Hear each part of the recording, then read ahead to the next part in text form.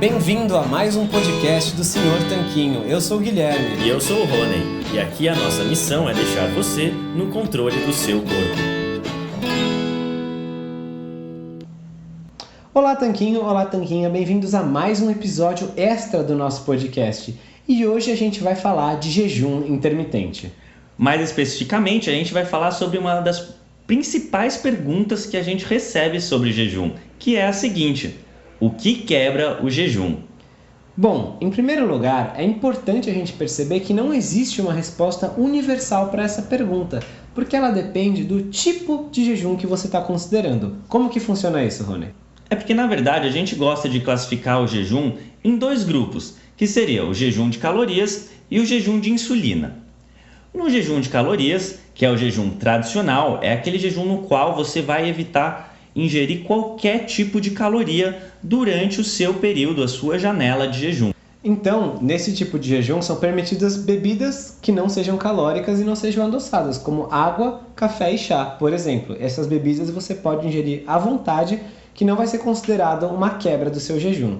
Mas também a gente tem que levar em consideração que o jejum não é uma chave de liga e desliga. Por exemplo, o Martin Berghan, que é um bodybuilder sueco, ele defende que se você ingerir até 50 calorias, você não quebraria o jejum, principalmente no caso dessas calorias serem de proteínas ou gorduras.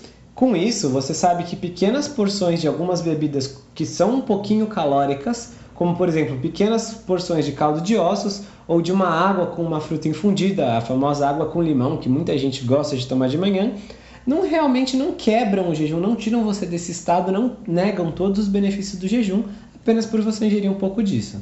O que a gente quer dizer é que no jejum de calorias, a ideia é que seja 0 calorias ou algo muito próximo a 0 calorias. Por exemplo, algumas gotinhas de limão não vão estragar o seu jejum. Um comprimido de multivitamínico não vai quebrar o seu jejum. E assim por diante, não vão ser pequenas quantidades de caloria que vão estragar esse jejum. Dentro desse formato de jejum de calorias, tem 1000 variações, né? Tem gente que não gosta nem dessa água com limão, tem também gente que fala que nem café e chá deveria poder, só água, mas enfim, a gente está falando aqui uma definição que é muito aceita, e que é uma definição que o próprio Jason Fung trabalha bastante, que são essas bebidas não adoçadas. Mas o Jason Fung também tem um outro tipo de jejum que ele trabalha, que é o jejum de insulina, no qual o objetivo é não elevar a insulina dos pacientes que ele está tratando. E esse tipo de jejum é especialmente válido para jejuns longos. Isso é, se você vai ficar 5, 6 dias, por exemplo, sem comer nada, sem ingerir alimentos, ele acha interessante adicionar alguns alimentos que não elevam sua insulina. E quais seriam alguns exemplos desses alimentos? Esses alimentos seriam alimentos que só possuem um tipo de macronutriente, que é justamente a gordura. Por quê? Porque a gordura não eleva a insulina. Já os carboidratos e as proteínas têm sim um pequeno impacto na sua insulina. Portanto, os alimentos permitidos no jejum de insulina são aqueles compostos unicamente por gordura, como manteiga, óleo de coco, leite de coco, creme de leite e assim por diante. São alguns alimentos típicos que as pessoas gostam de adicionar, por exemplo, ao seu cafezinho.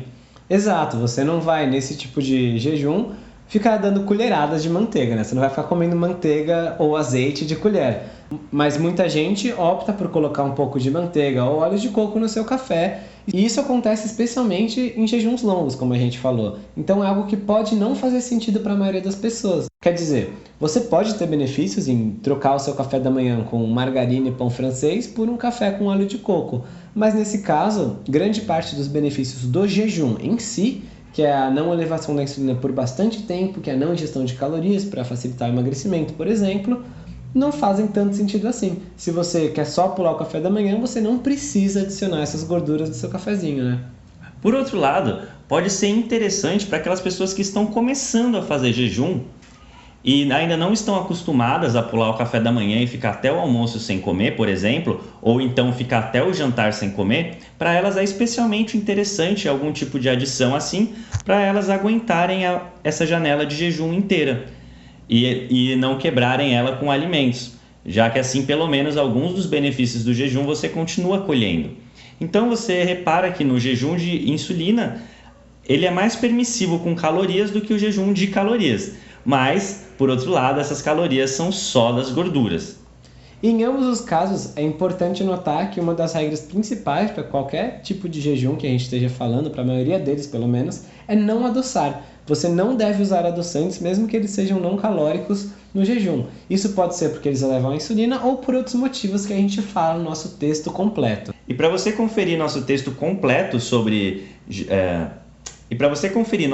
completo onde a gente fala mais sobre essa dúvida a respeito do que quebra e o que não quebra o jejum, e ainda respondemos a outras 10 dúvidas principais sobre o jejum, a gente vai deixar um link para você aqui na descrição. Se você quiser acessar no seu navegador, é só digitar senhortanquinho.com/jejum-intermitente-FAQ, do inglês Frequently Asked Questions. Bom, esperamos que vocês tenham gostado desse podcast e se gostaram, por favor, deixe a sua avaliação 5 estrelas para ajudar a gente. É isso aí, você pode avaliar lá no iTunes, deixar uma avaliação 5 estrelas, escreve uma coisa bacana que a gente vai adorar. É importante que você diga pra gente o que você tá achando do podcast, porque assim a gente consegue sempre melhorando ele. Então pode mandar e-mail, pode entrar em contato com a gente via as mídias sociais, enfim, como for melhor pra você. Mas fala pra gente o que você tá achando e a gente se vê no próximo episódio. Um forte abraço do Sr. Tanquinho.